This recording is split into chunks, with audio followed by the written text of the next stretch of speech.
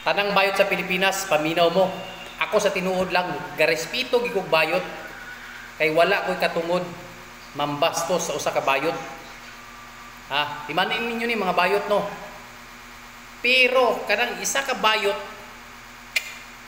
na bastos, girespeto man unta siya ni Duterte sa una, na nagistoryahanay pa sila, ug moadto sa Davao, girespeto man ta siya, matod pa ning bayuta.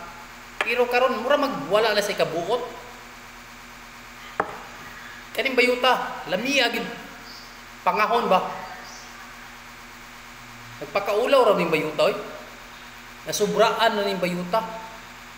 Lagi sa tinuod lang. Hilas kay paminaw ning bayuta. Wala na say kabuot. Oh, mo na pagkatinuod, bayot ka pa. Bastos ka pa. Naman na kay grado na pagkabayot. Kaso lang, bastos ka.